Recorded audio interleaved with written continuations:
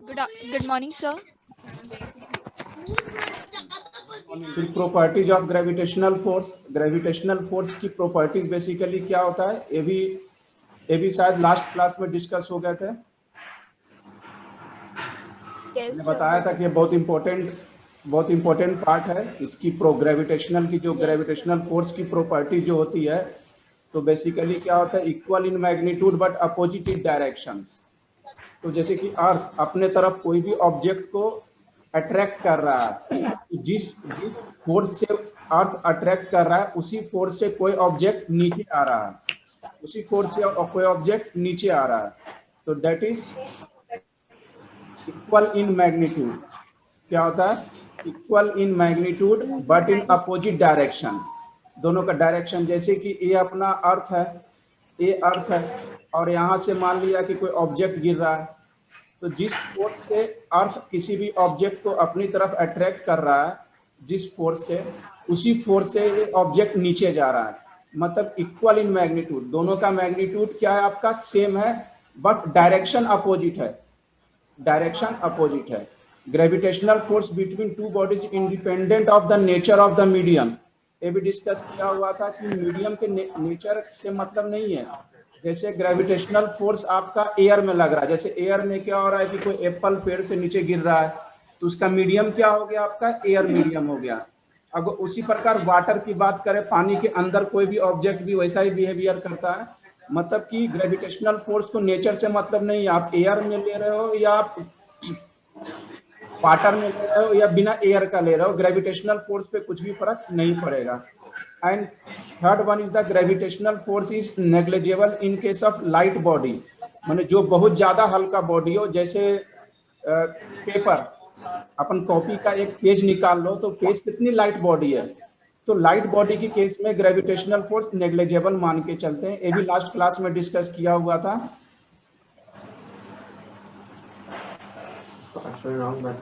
हाँ, ये बचा हुआ था।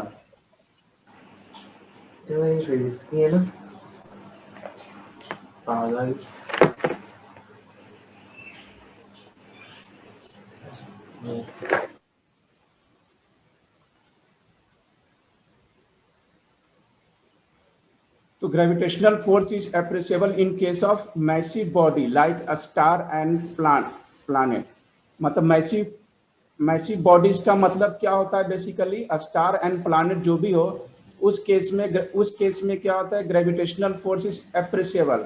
मतलब ग्रेविटेशनल फोर्स का बहुत ज्यादा योगदान हो जाता है उस केस में। It is the biggest force among all the forces but has the longest range. मतलब जितने भी फोर्स अपन ने पढ़ा कि शॉर्ट रेंज, जैसे कि ये मैंने बताया कि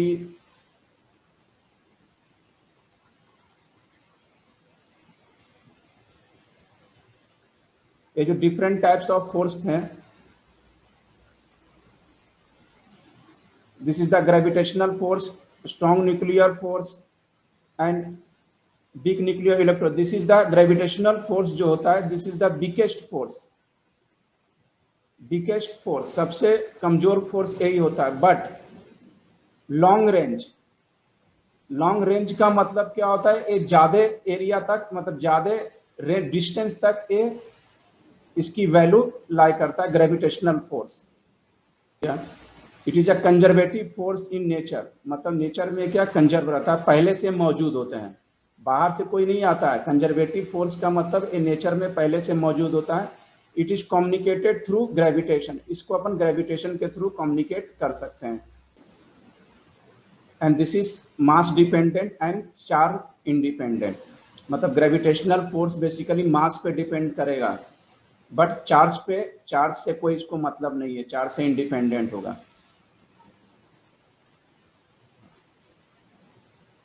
अब आ गया आपने लास्ट क्लास में जो कुछ भी पढ़ा उस पे बेस्ड क्वेश्चंस। तो देखिए क्या होगा option. Sir, option A. Option A, एक ने बताया। Yes, sir. Sir, Option A. Option A.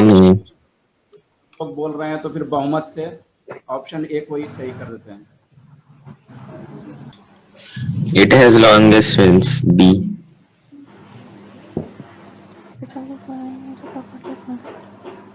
बाकी लोग बताएं।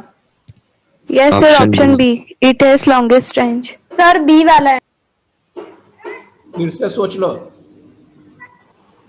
Sir option B. A, option B. नहीं option A sir, option C C C It is mass dependent. सोच लो। ऑप्शन सी हो सकता है sir, option C. Option D. What is the weakest? Sir, option A और B दोनों हैं. चलो, एक ने ए बी बोला, एक It ने is the weakest form. Sir मैं सी It बोल रही हूँ, has C longest option C range. Option C. नहीं, मेरे को तो sir option all A- of the above. हाँ, ये ज्यादा सही लग रहा है। यही मैं देख रहा था, ऑल ऑफ द एबव सभी आंसर हो जाएंगे। अभी तो मैंने बताया यस सर। कि it is the longest range force, it is the weakest force and it is mass dependent और चार्ज इंडिपेंडेंट। अभी जस्ट लास्ट पॉइंट यही था कि mass dependent and charge independent, मतलब इसमें क्या हो जाएगा, सभी हो जाएगा, all of the above. Sir, option D. Both A and B. तो law of gravitation, law of gravitation is the symmetry. तो ग्रेविटेशन फोर्स हो गया। अब देखते हैं इलेक्ट्रोमैग्नेटिक फोर्स। अब यहाँ क्वेश्चन एराइज होता है, व्हाट इज इलेक्ट्रोमैग्नेटिक फोर्स, क्या होता है, any idea? Sir force between two charge bodies. Two charge body, सही है, थोड़ा बहुत सही है। अब नाम से क्लियर है, इलेक्ट्रो, यहां से अगर मैं इसको अलग कर दूं इलेक्ट्रॉन, और यहां से मैं इसको अलग कर दूं मैग्नेटिक, तो मतलब इससे क्या नहीं था, इलेक्ट्रॉन और मैग्नेटिक। मतलब इलेक्ट्रोमैग्नेटिक फोर्स वैसा फोर्स है जिसमें आपका इलेक्ट्रिक प्लस मैग्नेटिक दोनों अप्लाई हो रहा हो।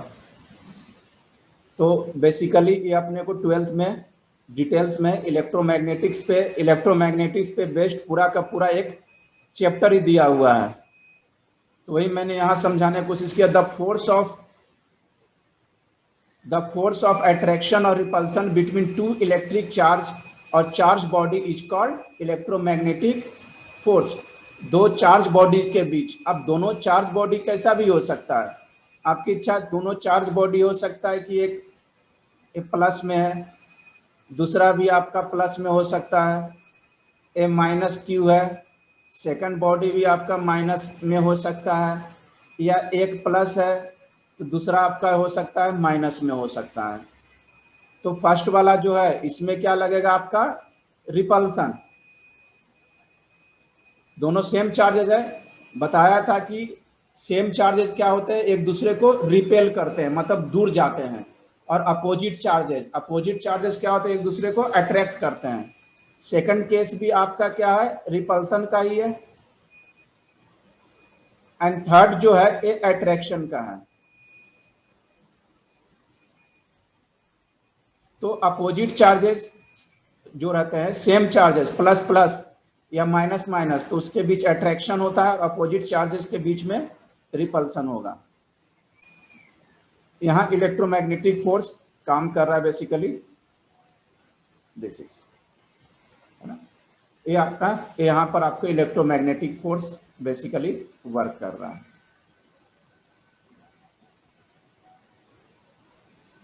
तो electromagnetic force hold electron in place.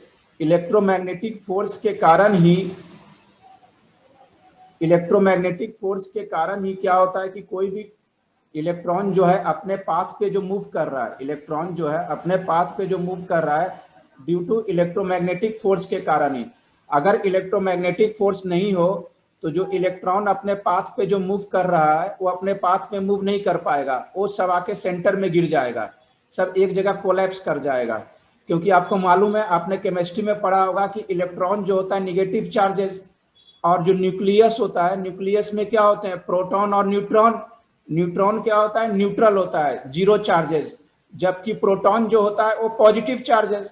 तो न्यूक्लियस के अंदर जो पॉजिटिव चार्ज है वो इलेक्ट्रॉन को अपने तरफ से खींच लेगा, मतलब इलेक्ट्रॉन भी क्या होगा, न्यूक्लियस में भी आ जाएगा। लेकिन ऐसा होता नहीं है।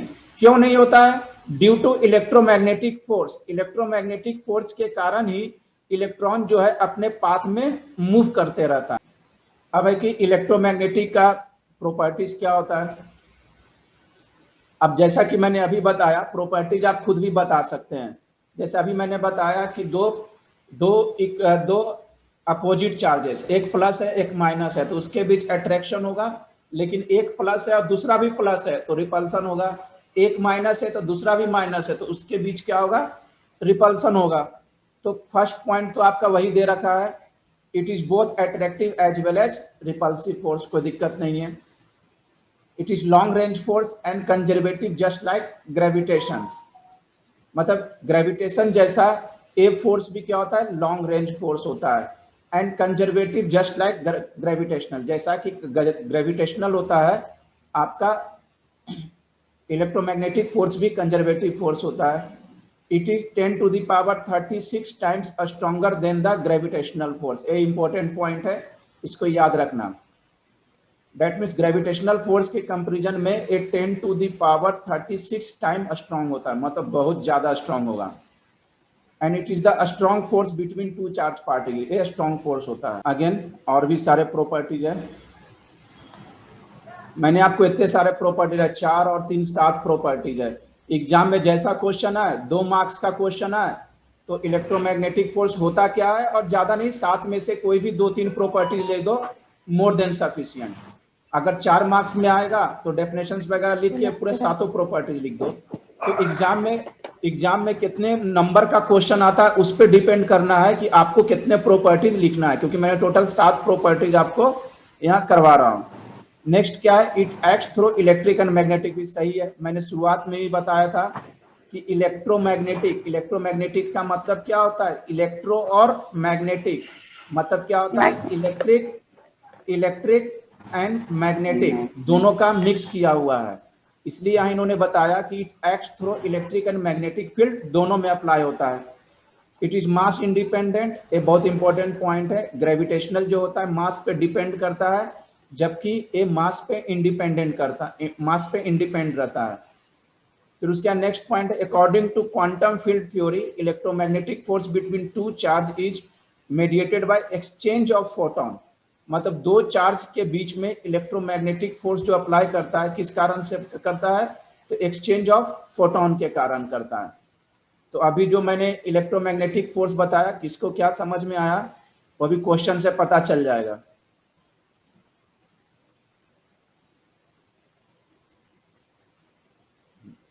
बताओ क्या होगा। Sir, both A and B. Sir, both A and B. चलो, Sir, option C both A and B. Yes, sir. Option C, both A and B. सही है, देख ले। Sir, all of the above. Sir, option D, all of the above. Sir, option B, all of the above. D, sir, D. मतलब सबका common answer है तो फिर तो सही होना ही चाहिए। अब आते हैं न्यूक्लियर फोर्स पे, स्ट्रॉन्ग न्यूक्लियर फोर्स। किसी को एनी आइडिया क्या होता है न्यूक्लियर फोर्स? पढ़ा होगा आपने 10th में nuclear force. Sir, strong nuclear force bind करता है प्रोटॉन और न्यूट्रॉन से मिलके। बहुत बढ़िया, सही है।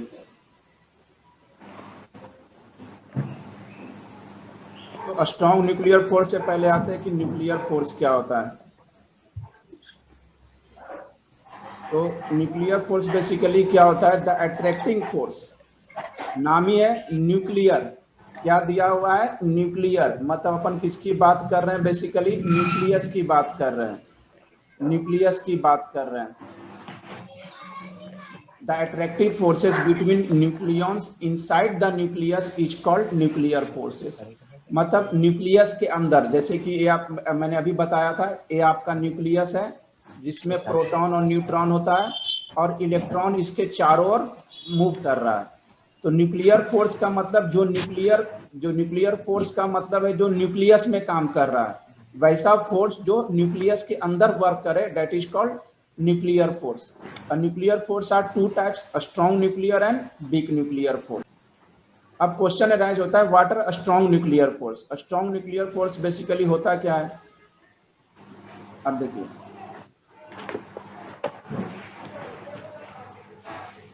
क्या करा, द फोर्स बिटवीन प्रोटॉन और न्यूट्रॉन। अभी अभी मैंने डायग्राम बना के बताया था कि ये आपका न्यूक्लियस है, न्यूक्लियस के अंदर क्या होता है, प्रोटॉन और न्यूट्रॉन और इलेक्ट्रॉन चारों ओर मूव करते हैं अपने पाथ पे। तो मतलब अब चूंकि ये न्यूक्लियर फोर्स न्यूक्लियस के अंदर वर्क करता है, तो मतलब किसके बीच फोर्स लगेगा, प्रोटॉन और न्यूट्रॉन के बीच। वही चीज यहाँ लिखा है, द फोर्स बिटवीन प्रोटॉन और neutron inside the nucleus of an atom is known as a strong nuclear force. जो फोर्स न्यूक्लियस के अंदर प्रोटॉन और न्यूट्रॉन के बीच वर्क करता है, that is called a strong nuclear force. जैसे कुछ एग्जांपल दिया हुआ है, lithium 6 Li6 nucleus close together, this is the nucleus close together. और ये है यूरेनियम 238, यूरेनियम 238।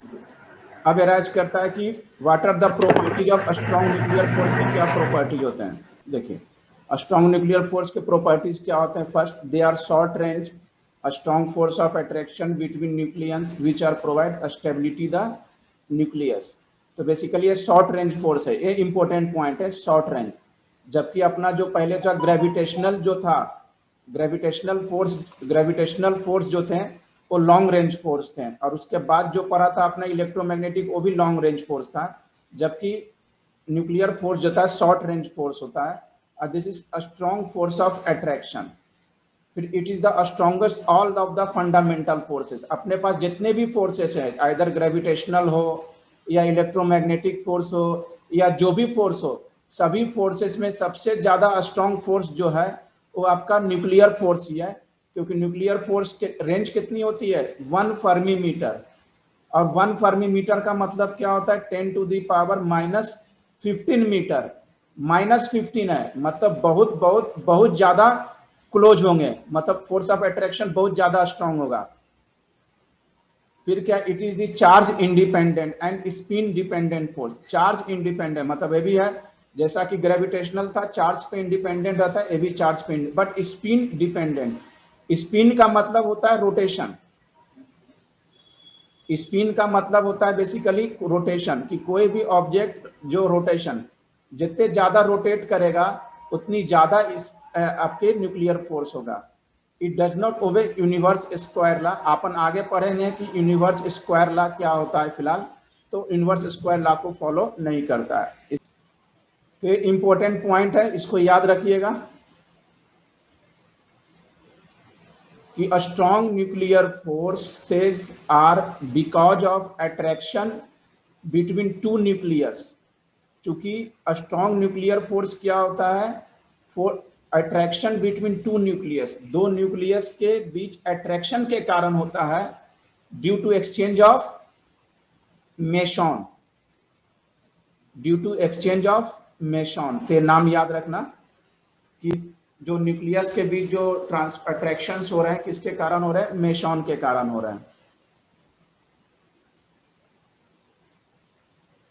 अब एक कुछ क्वेश्चंस है, ये सब जितने मैंने आज बनाया सब आपको एनसीईआरटी में दिया हुआ है, और अगर इससे क्वेश्चन आते हैं तो इससे आते हैं। ये बताओ कौन सा होगा option, protons and neutrons. Sir option A proton, नहीं option C sir, option C. A sir option C, protons Option C, and sir, protons and neutrons. हाँ अब सही है आंसर। क्योंकि अभी तो मैंने बताया था नाम क्या है, कभी एग्जाम में आप भूल जाओ कि क्या हो सकता है, तो यहाँ याद रखना न्यूक्लियर। न्यूक्लियर मतलब किसकी बात कर रहे हैं, न्यूक्लियस की बात कर रहे हैं, न्यूक्लियस। और आपको पता है कि न्यूक्लियस में सिर्फ क्या होता है, प्रोटॉन और न्यूट्रॉन। इस तरीके से आप याद रख सकते हैं, कभी भूल जाओ तो न्यूक्लियर मतलब क्या होता है, सर ने बताया था न्यूक्लियस, और न्यूक्लियस में प्रोटॉन और न्यूट्रॉन होता है। मतलब न्यूक्लियर फोर्स किसके कारण वर्क करेगा, प्रोटॉन और न्यूट्रॉन के कारण वर्क करेगा। तो इस तरीके से आप याद रख सकते हैं, कभी अगर एग्जाम में भूल गए तो। Next question,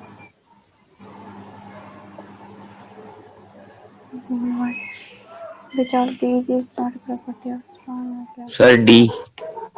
Sir, option A. Sir, option A. Square at base inverse square law.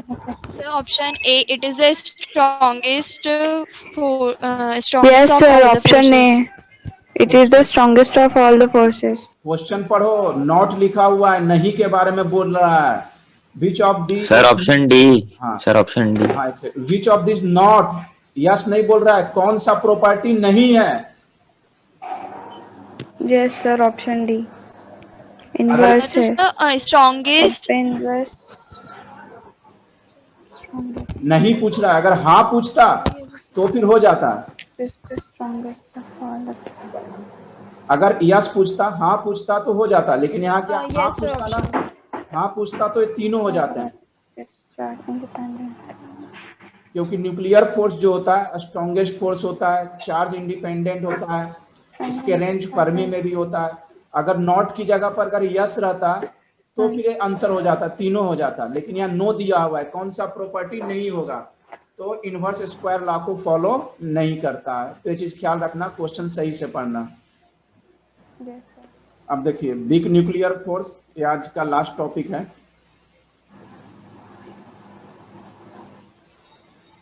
तो पहला क्वेश्चन अराइज होता है, what is big nuclear force. Strong तो आपने पढ़ लिया कि न्यूक्लियस के अंदर जो फोर्स अप्लाई होता है that is strong nuclear force, proton और न्यूट्रॉन के बीच में.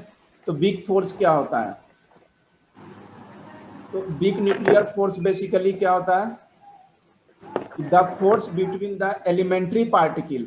अब यहाँ क्वेश्चन अराइज हो रहा होगा कि सर एलिमेंट्री पार्टिकल क्या होता है. एलिमेंट्री पार्टिकल्स, एलिमेंट्री पार्टिकल का मतलब होता है अपन सिंगल, कोई भी सिंगल पार्टिकल की बात कर रहे हैं. The force between the elementary particle emitted during radioactive decay. Decay का मतलब क्या होता है कि मतलब टाइम टू टाइम वो खत्म होते जाता है ना. और डीके मतलब कि टाइम के अकॉर्डिंग टू टाइम, डीके मतलब वो रिड्यूस होते जाता है, उसकी मास या वेट धीरे धीरे धीरे धीरे कम होने जाता है. Radioactive decay of a radioactive substance is known as nuclear force, big nuclear force.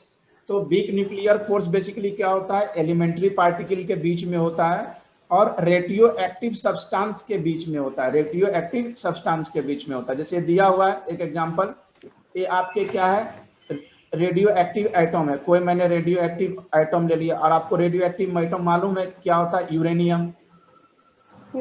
तो रेडियो एक्टिव एटम है, इससे क्या हुआ कि एनर्जी रिलीज हुआ ड्यू टू रेडिएशंस के कारण. तो this is called big forces. अब इसकी प्रॉपर्टी देखें, it is the big force of attraction between certain particles such as neutron, electron. मतलब basically big force, big nuclear force basically किसके बीच होते हैं, neutron, electron. It is responsible for beta decay. ये अपन आगे पढ़ेंगे अल्फा डीके और बीटा डीके क्या होता है. It is the stronger than gravitational force but weaker than other forces. Gravitational से स्ट्रॉन्गर होता है बट दूसरे फोर्स से वीकर होते हैं. It is communicated through big bosons. इसके स्क्रीनशॉट ले ले, मैं थोड़ा समझा देता हूँ.